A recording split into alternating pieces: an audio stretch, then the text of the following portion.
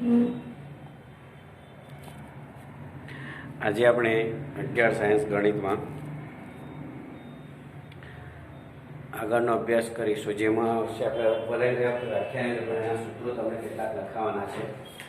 એ સૂત્રો વિશેની આપણે થોડી ચર્ચા કરી લઈએ, એટલે તમને ખ્યાલ આવી જશે કે નિયમિકા કોને કહેવાય. એ બધી વાતો ત્યાં છે, એ આપણે જોઈ લઈએ. બરાબર. તો આ જે છે તમારું ઉપવલય છે. બરાબર. અહીંયા જે છે આમાંથી પસાર થતી જે અક્ષ છે એ એક્સ અક્ષ છે, જેને આપણે પ્રધાન અક્ષ કહીએ છીએ. આ જે છે આપણી ગૌણ અક્ષ છે. વાય જે છે ગૌણ અક્ષ છે અને એક્સ જે છે એ પ્રધાન અક્ષ છે. અહીંયા લખી દો F1, અહીંયા લખી દો F2. બરાબર. આ બંને જ્યાં છે તે ત્યાં ઉગમ બિંદુ O લખવાના છે. ત્યાર પછી આ બાજુ જે બિંદુ મળશે, આ ડિસ્ટન્સ એ હોય તો આ A0 મળશે. અહીંયા જો બિંદુ B મળે તો આ -1. અહીંયા બિંદુ C હોય 0B, અને અહીંયા D બિંદુ મળે એ 0 - B મળે. આટલું તમારે પહેલા કરવાનું છે. અને અહીંયા x' લખીશું એટલે અહીંયા તમારે નિયમિકા મળશે. આ નિયમિકા છે. બરાબર છે. અને એક અહીંયા નિયમિકા મળશે. બંને અલગ અલગ છે. આનું જે નામ છે એને નિયમિકા કહેવામાં આવે છે. અને અહીંયા નિયમિકાનું સમીકરણ થશે x બરાબર a આપવાની, અને અહીંયા x બરાબર -a આપવાની. બસ આટલું યાદ રાખવાનું. બરાબર છે. અહીંયા y' લખી દેવાનું. હવે એના જે સૂત્રો છે, કેન્દ્ર 0 0, શિરોબિંદુઓ +or - a0, આ બધું તમારે જરૂરી છે. એ આપણે લખી દેવું પડશે. કેન્દ્ર 0 0 એ બે આવશે શિરોબિંદુઓ, ઉપવલયના +or - a0. બરાબર છે. નાભિઓ 3, નાભિઓ F1 -C0 અને F2 C0. હું તમને બતાવી દઉં છું. F2 C0 આ જે છે એ C0 હશે, અને આ જે હશે -C0 હશે, કારણ કે y અક્ષની ડાબી બાજુ છે એ માઇનસ હશે અને જમણી બાજુ છે C0. એ બસ આ જ રીતે તમારે એની જ્યાં C બરાબર a લખી દેવાના, અને C બરાબર અંદરનું a² - b². બરાબર. હવે આગળ લખી દઈએ. ઉત્કેન્દ્રતા E નંબર 4. ઉત્કેન્દ્રતા E બરાબર C/a, એટલે કે અંદરનું a² - b²/a. 5. ગૌણ અક્ષની લંબાઈ. ગૌણ અક્ષની લંબાઈ બરાબર t 2b, અને 6. પ્રધાન અક્ષની લંબાઈ બરાબર 2a. બરાબર. આવા આપણા સૂત્રોની જરૂર છે, આપણે લખી દઈશું. પ્રધાન અક્ષ ગૌણ અક્ષનું સમીકરણ. બરાબર છે. આ જ્યારે કેન્દ્ર 0 0 શિરોબિંદુ +or - છે. હવે અહીંયા મારે આ આકાર પર લખી દીધું મેં, તો વાંધો નહીં, રહેવા દીધું. બરાબર છે. હવે ગૌણ અક્ષનું સમીકરણ, આગળનો નંબર 7. ગૌણ અક્ષનું સમીકરણ x બરાબર 0 લખવાનું. બરાબર છે. અને પ્રધાન અક્ષનું સમીકરણ, પ્રધાન અક્ષનું સમીકરણ આવશે y બરાબર, કારણ કે ગૌણ અક્ષ એ આપણી y અક્ષ છે, તો y અક્ષ પર x 0 હોય છે, એટલે y અક્ષ પરનું સમીકરણ x બરાબર 0, ટૂંકમાં એવું યાદ રાખવાનું. અને x અક્ષ પરનું સમીકરણ y બરાબર 0 છે, એવું યાદ રાખવાનું. નાભી લંબની લંબાઈ આવશે 2b²/a. 2b²/a.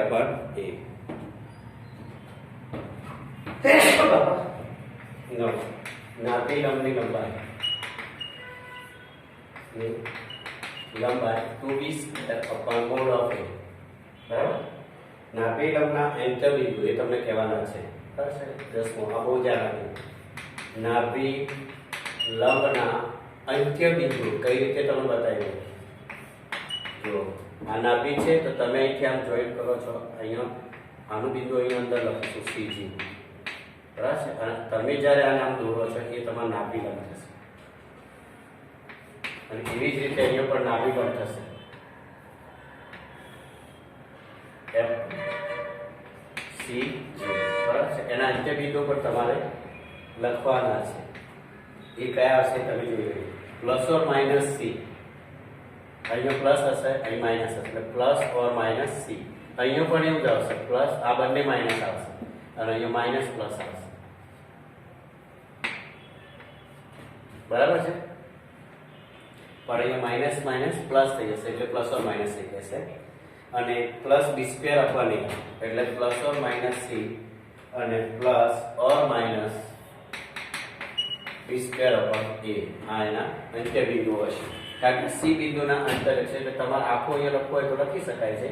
અહીંયા પ્લસ ઓર માઇનસ C મેં લખી દીધેલું છે, બરાબર. અને જોડે તમારે લખવું હોય તો D² પ્લસ, અહીંયા પ્લસ હતો પ્લસ, માઇનસ હતો માઇનસ, એવું લખવાનું તમારે લખવું હોય. અત્યારે હું આ નથી લખતો, બરાબર છે.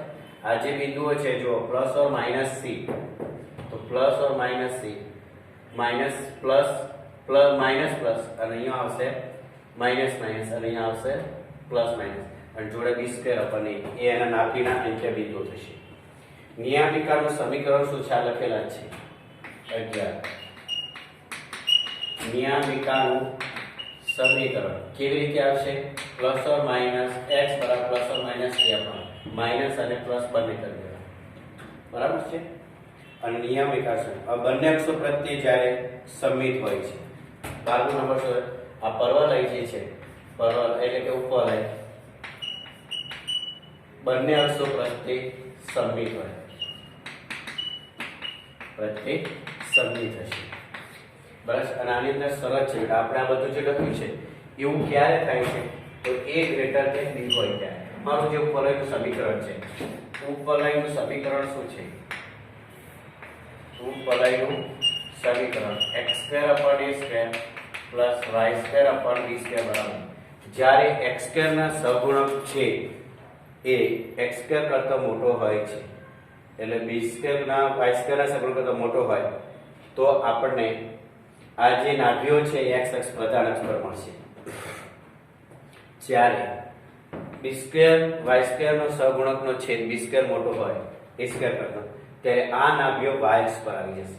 ત્યારે આ નિયમિકાઓ આમ થઈ જશે, ત્યારે આ સૂત્રો બદલાઈ જશે b અપોન e અને માઈનસ b. એ પણ એવું છે, નિયમિકાના સમીકરણ છે. પણ y અક્ષ જ્યારે થાય છે a ગ્રેટર ધેન b એમ લખે છે, બરાબર. ત્યારે તમારે એક વસ્તુ સમજી ગયો કે x² નો છેદ મોટો આવે આના કરતા, અને x² નો છેદ આના કરતા નાનો આવે, ત્યારે તમારે શું બદલાય છે? અત્યારે તમે એક વસ્તુ જોડે a ગ્રેટર ધેન b છે એની આ વાત થઈ.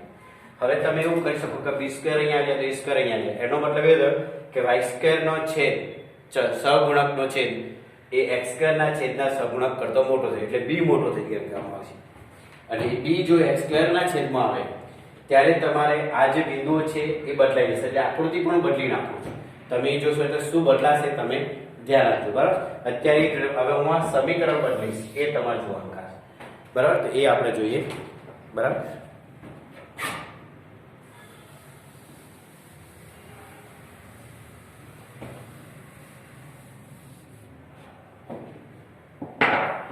હવે આપણને આવી રીતે આપેલું છે, તો એનો અર્થ એ થયો કે x² નો છેદ જે છે b² નો સહગુણક એ નાનો છે અથવા એ મોટું થઈ ગયો. તો તમારે આપણે જે આપણે દોરતા એ દોરવાનું છે, પણ હવે તમારે આ રીતના દોરવાનું છે, અને આમ તમારે દોરવાનું છે. ત્યારે તમારે f1 f2 અહીંયા લખવાના છે. શું? f1 f2 અહીંયા આવશે, એનો જે બિંદુ હશે એ C0 0C હશે, અને આ f2 નો જે બિંદુ આવશે એ આવશે આપણી પાસે 0 માઈનસ, અને આ જે છે તમારે નાભી લંબ થઈ જશે. અને તમે જે આ દોરશો એ એની નિયામિકા છે x y x x y dash. આ તમારી શું હશે? નિયામિકા. આટલી વસ્તુ તમને પહેલા ખબર પડી જવી જો એના અવગમ બિંદુ છે. હવે જેમ પીડામાં લખેલો હતો એવી જ રીતે અહીંયા હું લખી દેજો કેન્દ્ર 0 0, તો શિરોબિંદુઓ પ્લસ ઓર માઇનસ એની જગ્યાએ મારે બદલાઈ જશે 0 પ્લસ ઓર માઇનસ જે અહીંના જે બિંદુ આવે છે શિરોબિંદુ છે એ આ વસ્તુ બદલાઈ જશે 0 પ્લસ ઓર માઇનસ a થઈ જશે એટલે આપણે અહીંયા લખીશું a 0 a અને b લખીશું 0 માઇનસ કારણ કે જ્યારે x² નો છેદ y² ના છેદ કરતો મોટો એ બદલાઈ જાય છે b² ત્યારની આ વાતો છે ટૂંકમાં આ મોટો હશે ને આ નાનો હશે એવું સમજી લેશો તો બીજું હવે આ જે બિંદુ છે નાભીઓ આપણે બદલી નાખીશું બરાબર છે તમારે બદલાઈ જશે 0 માઇનસ અહીંયા f1 લખો તો તમારી રીતે લખો બરાબર છે f1 0 છે ઉપર લખો 0 અને f2 આવશે 0 માઇનસ આ તો આમાં કોઈ ફેર ના પડે c બરાબર એ જે છે એને પ્રધાન અક્ષની લંબાઈ 2a ગૌણ અક્ષની લંબાઈ 2b એમાં કોઈ ફેર નહીં ઉત્કેન્દ્રતા c અપન એના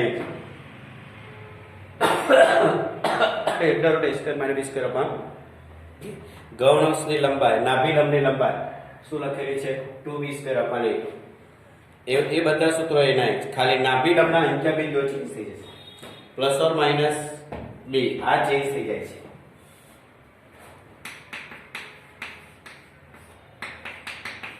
આ બે બદલાઈ જશે આ અંત્ય બિંદુ જે છે એ બદલાઈ જાય નાભી લંબના બરાબર પછી નિયામિકાનું સમીકરણ x બરાબર a અપન એની જગ્યાએ y બરાબર plus or minus a અપન c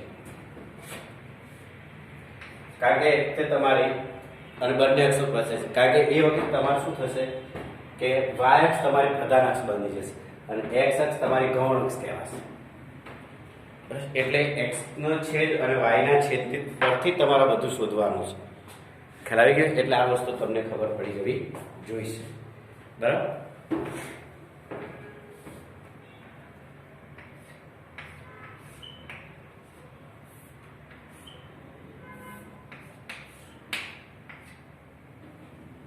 બરાબર આટલું તમને ખબર પડી જવું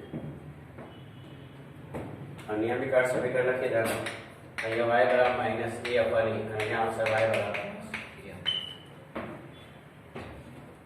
એટલે સમીકરણો જે યાદ રાખવાના સૂત્રો યાદ રહેશે એને બધું થઈ જશે બરાબર તો ચલો આપણે ફોર એક્ઝામ્પલ જોઈએ એટલે ખબર પડી જશે તમને બરાબર પછી શું લાવવાનું જોઈએ બધું લખેલું છે કે તમે હવે પહેલા આપણે ચોપડીનું તમારે જે એક્ઝામ્પલ એની વાત કરીશું તમને એમાં જલ્દી ખબર પડી જશે એમાં પહેલું જ ઉદાહરણ તમને આપી દીધું છે 9મું ઉદાહરણ કે ઉપર x² અપન 25 વત્તા y² અપન 9 બરાબર 1 છે હવે સૂત્ર આધારિત પરથી ખાસ ધ્યાન રાખવાનું તમારે તો તમારું કામ જલ્દી થઈ જશે બરાબર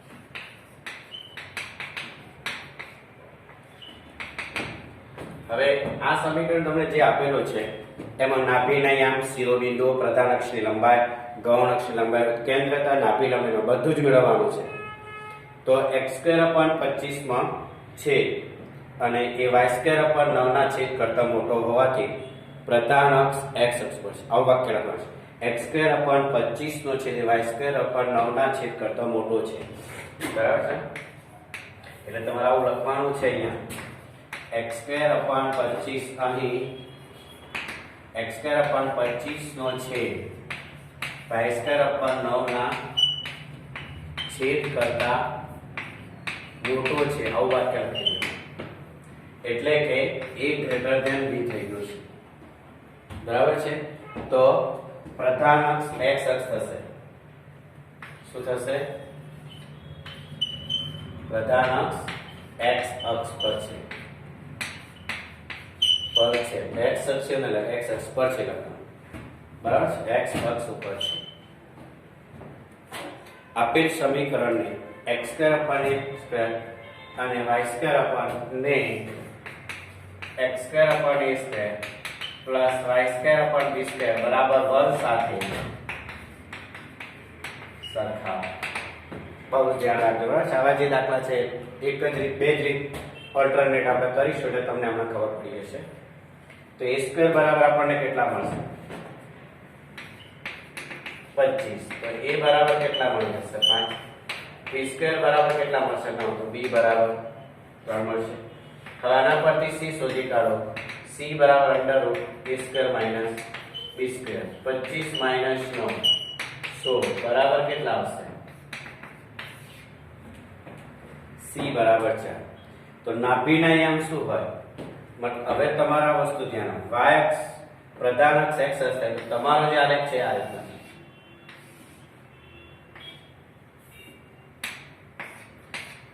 x y x dash બરાબર. આ f આ f બરાબર છે. આ જે છે યા -c0 છે અને આ છે c0. તો f1 f2 શું મળી જશે તમને? બરાબર છે. નાભીના યામ -4 અને +4. ઓકે. આ એક પ્રશ્ન જવાબ તમારા. નંબર 2 શિરોબિંદુઓ કયા હશે? તો શિરોબિંદુઓ આ કહેવાય છે. જો અહીંયા a લખશો તો a બરાબર કેટલા છે? 5. તો 5 0 અને અહીંયા શું મળશે? -5 0. આ કઈ બિંદુ મળશે? શિરોબિંદુ એટલે પરવર ઉપવલય અને પ્રધાન અક્ષનું છેદબિંદુ. ઉપવલય અને પ્રધાન અક્ષનું છેદ. પ્રધાન અક્ષની લંબાઈનું સૂત્ર શું? પ્રધાન અક્ષની લંબાઈ 2a 2 × 5 બરાબર 10. ગૌણ અક્ષની લંબાઈ શું આવશે? એકમ. એવી રીતે ગૌણ અક્ષની લંબાઈ 2b 2 × 3 કેટલા એકમ આવશે? 9. ઓકે. આટલા સુધી પહોંચી ગયા. ગૌણ અક્ષની લંબાઈ 3 દુ 6.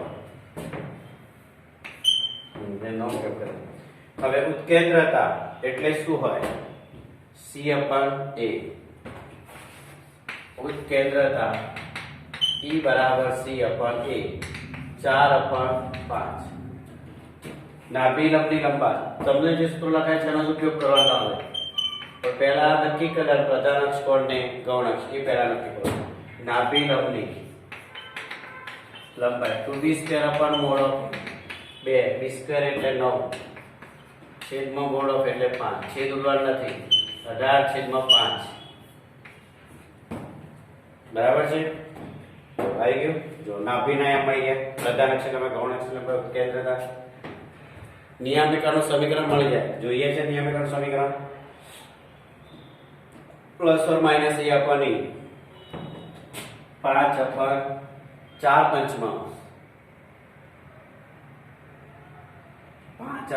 5/4 તો છેદનો છેદ એટલે 25/4 જવાબ આવશે. નિયામિકાનું સમીકરણનું સૂત્ર શું છે? તમને માંગ્યો કે નિયામિકાનું સમીકરણ તો તમે શું લખો?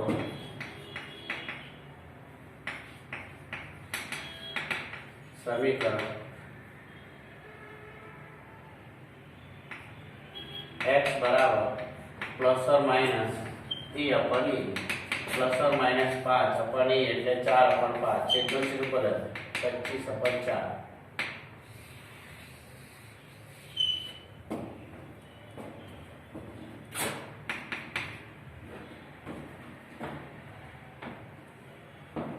ના છેદનો છેદ મૂળ છેદ સાથે ગુણાશે એટલે 5/20 થઈ જશે. 5/5 છેદનો છેદ ઉપર જાય છે બરોબર છે. 25/4 આવશે. આ છેદનો છેદ છે તો ઉપર જશે. અંશનો છેદ નથી એટલે નિયામિકાનું છે. હવે તમારે શું કરવાનું? આના કરતા આ મોટો હોય તો આ જો મોટો હોય ને તો આ જે છે ઉપવલય છે એ ફરી જશે એટલે પ્રધાન અક્ષ એ વખતે y અક્ષ થઈ જશે.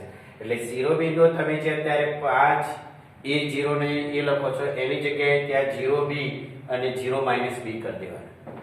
બસ એ તમે જો ધ્યાન રાખશો. હવે એવો દાખલો આવશે જોજો. બસ હવે એવો જે દાખલો પહેલા કરીએ, પછી આપણે બીજું જે આપેલું સમીકરણ, પહેલા એક જ વાત કરવાની.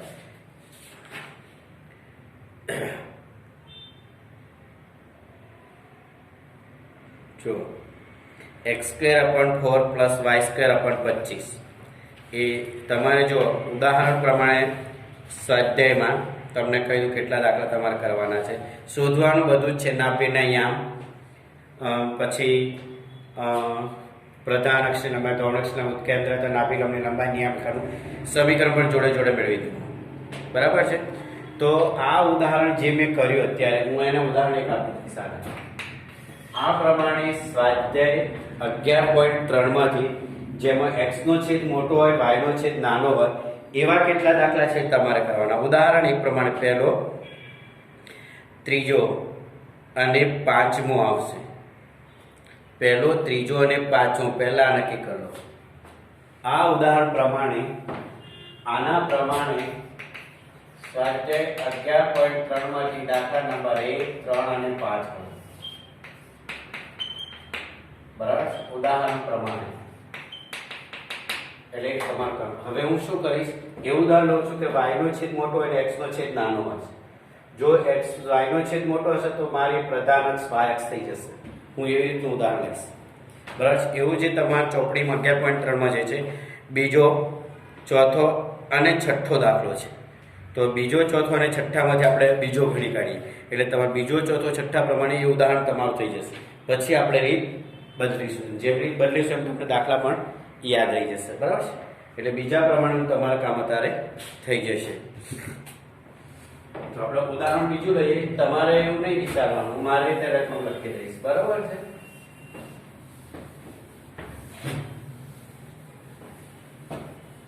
તો ઉદાહરણ એક પ્રમાણે પહેલો, ત્રીજો અને પાંચમો તમારે ગણવી નાખવાનો. આ જે કેટલા બીજું કઈ છે આકૃતિ દોરશો તમને જલ્દી ખ્યાલ આવશે. બીજું કઈ આમાં છે નહીં.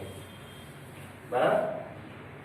પછી આપણને ઊંધું આપેલું હશે, નાભીના યામ એવું, તેના પછી સમીકરણ મેળવવાનું. અને એવું ઊંધું છે. ઉદાહરણ બે,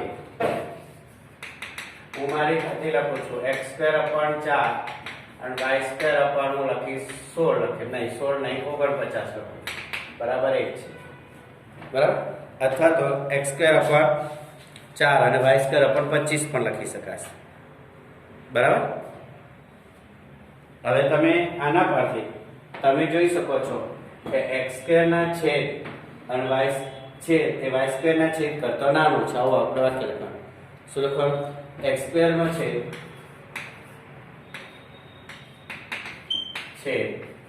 y² પણ 49 ના છેદ કરતા કેવો છે? નાનો છે. આવું તો તમે લખી શકશો.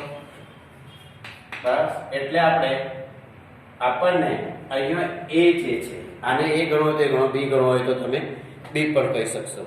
બરાબર છે. તો તમે a² = 25, તો હું a² બરાબર કેટલા લઈશ? એટલે મારા સૂત્ર અહીંયા બદલી નાખે છે ને સમીકરણ x² / b² + y² / a² બરાબર. આનો મોટો હોય તો y² વાળાના છેદને a² કહેવાનું. તો b² બરાબર 4 માટે b બરાબર કેટલા આવશે? 2. અને a² બરાબર 49, તો a બરાબર કેટલા મળશે મને? 7. કેટલા મળશે? 7 મળશે. બસ. હવે 49 એ 4 કરતા કેવા છે? મોટા છે. એટલે તમારે નક્કી કરવાનું પ્રધાન અક્ષ y અક્ષ. શું કરવાનું? 25 a b છે. અહીં 25 49 greater than 4 અથવા 4 greater than 49 કર દો તો પણ એ તો વસ્તુ એક જ થવાની છે. બરાબર. એ તમારો y² નો સગો મોટો છે a². એટલે આપણે લખી શકીશું કે 49 greater than 4 માટે 7 greater than 2 આવું લખી શકાશે. બરાબર છે. તમારે લખો લખે છે અર્થાત a greater than b છે. તો પ્રધાન અક્ષ કઈ અક્ષ થઈ જશે?